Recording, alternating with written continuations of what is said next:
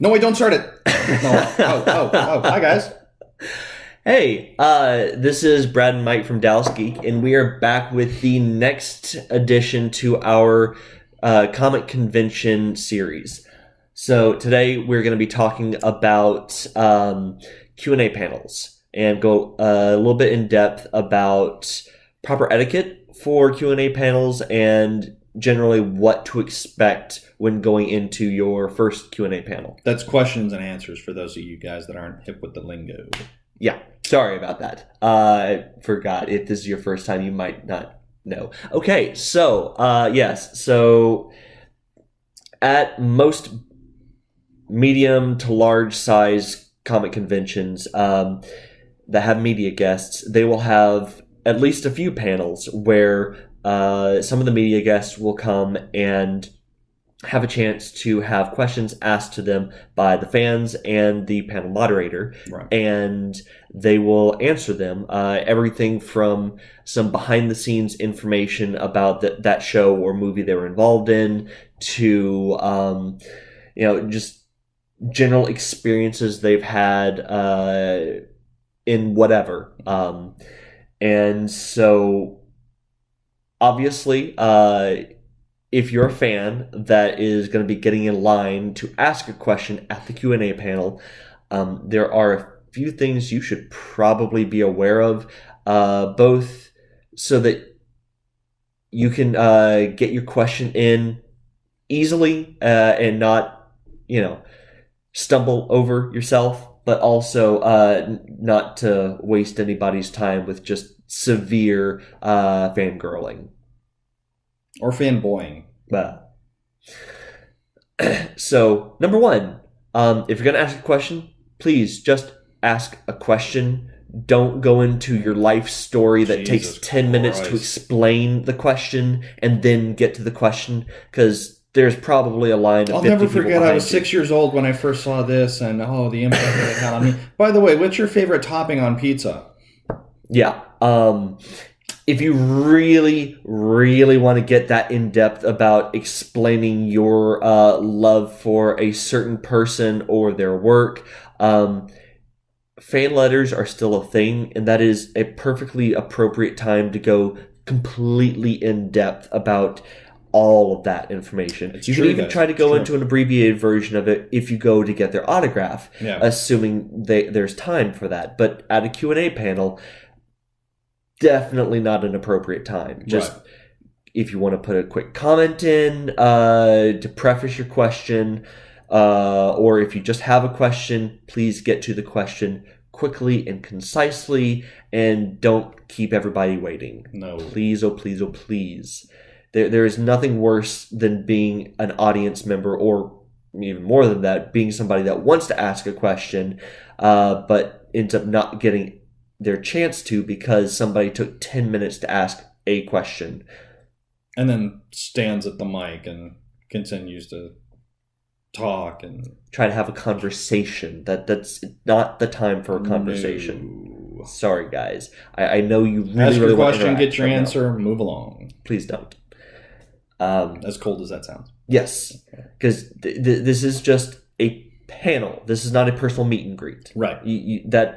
There are some times when that is when there are personal meet and greet options.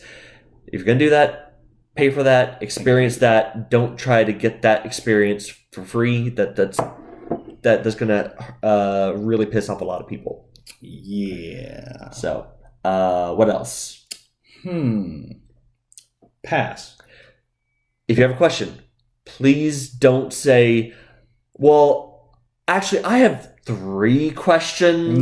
No, you don't. You no. have one question, ask it, and then get the fuck out. I mean, while it can be appropriate to ask a question and have a quick follow-up if, in their attempt to answer your question, it seems like you weren't necessarily clear with what you were asking, it can be appropriate to have a very, very quick follow-up to maybe further explain what you were trying to ask. Please don't get up there and take your turn and 2 or 3 other people's turns, because that's a bit of a douche move. Don't do it. I'll even take a 2-part question. Yeah. I'm totally cool with that. Yeah. But like when you're kind of sitting there like, oh well, what did you like? What was going through your head when you filmed this scene? Oh, okay, and then like 2 scenes later, like what do you think your character was thinking? And then like looking back on it and like, no. This isn't the Senate floor. You don't get to filibuster. Little political humor there, guys. Yeah. And also, please remember, panels have a specific amount of time that they will end. Yes. If you are the one that takes so much time that nobody else gets a chance to put their question in or have their chance to interact with the person that's doing the panel, you are now the villain. Don't do that. And those nerds will find you. Yeah. We have seen it happen. We have actually seen... now, granted, they're nerds, so they can't really beat them up, but... Well, if there's enough of them around, they're like fucking zombies. Yes. Yeah, we have actually been at panels where there have been 1 or 2 people that dominated so much of the time and just refused to leave the mic, and it just... The audience was like visibly agitated by it and was left the panel incredibly pissed because like, it went to a ridiculous extent. The audience waited for him outside like you would have thought he had just kicked a bunch of puppies. Yeah, don't be that person. No, please don't be that person. Douche.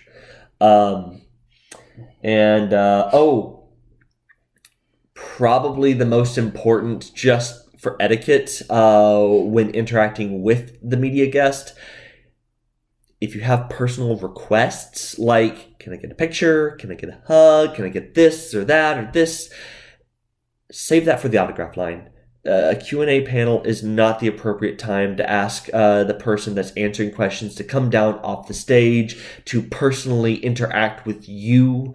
That is why the autograph lines are there, to let everybody wait for their turn to interact, and not throw things completely off course. Because if one person tries to ask for a favor, somebody else is going to try, no matter how harmless you think your request is. 2 or 3 other people are probably going to jump in with something similar, and it's just going to throw things completely off. Now, there are guests that will come down off the stage. Yes. That'll just kind of walk around and talk to you guys. Yeah. Kind of. God, who was that did that one time? He's coming back again this... Vic how do you say his last name? Vic Mignogna. Yeah. So, if you are a Full Metal Alchemist fan, you will definitely know him. He's the voice of Ed Elric. Mm-hmm. Amazing panel to go to. We've been to, I think, 2 of his panels already. I know I have. I've been to 1. I've been to 2 of his panels already, and I have not been disappointed once. He pulled people up on stage. Yeah, he's fun. Like, he took pictures with them. Yeah. Like, not by their request. Like, he liked their costume so much that he pulled out his own phone and got a picture with them. Yeah. But, like... Sir Anthony Daniels has done that, too. Like, there are some guests that will say, forget the table, I'm going to stand up, I'm going to walk around, walk through the audience, and interact while I'm doing the questions. Then, you can go with the flow. If that's a more formal setting that person... puts out there, then go with it. If not, then don't push your luck. Yeah. I think those are more or less the biggies. Yeah. The rest of the rules are usually outlined by whoever the panel moderator is at the beginning. Good God, nothing political. Nothing political. Yes, a guest might have certain political opinions that they will express on Twitter, on Facebook, Instagram, whatever. And while that is a perfectly appropriate platform for you to interact with them about those opinions, panels are not, because you don't know what the opinions of everybody else in the room are. Like, it's not a good idea. It was at last year's, I think, like, was it one of the Doctor Who people that said, like, the weirdest question they got was about gun control at one of their panels? Yes, it was. Oh my gosh. And, like, the guest got super pissed off because they didn't agree with their political view. It's like, then why the hell did you ask the question? Yeah, and you also have to remember that even if you're just going to ask a personal opinion from a person, why that? You have to remember where some of these people are coming from. Like, for example, if you're asking an opinion of a British actor and of a question that is clearly tailored for an American audience, they're probably going to have a very different opinion than you. So please do not get mad if the opinion they express is completely ideologically different from what you were expecting. They don't have the same background. It's not even the same frame of reference. Just don't do that. If nothing personal. Yeah, if you're gonna ask, unless it's something like, oh, how do you feel? What are your feelings on the fact that maybe your character's been around for this long in the mainstream, or like that it's had this. Like, those are cool because then that's a moment that you can share with that person. But Jesus, other than that, like, don't ask them what their views on abortion are or anything like that. Yeah. Keep it simple. The Q&A panels are meant to be fun, interactive experiences. They're not meant to get deep and heavy and severe. So please don't. No. But yeah, anything else you can think of? Yeah, I'm good. Awesome. Then that is about everything you need to know going into your first Q&A panel. Definitely, though, pay attention to what the rules are that the panel moderator is going to say at the beginning of the panel. Yes. Because they might, certain guests might have very specific requests for things they do or do not want to talk about. Maybe because they just get asked this way too much, or a specific situation is just a little too recent and too personal that they haven't had time to process. Like, for example, if you're going to be going to a panel with an actor from Star Wars, and you want to ask any of those actors, whether Mark Hamill or Ewok number 5 from Return of the Jedi, what their opinion is on Carrie Fisher's death, it's probably too soon. Yeah. So pay close attention to those specific requests that the panel moderator will put out there, because they matter. Yes. So yeah, they absolutely. These are people. Yeah. With feelings.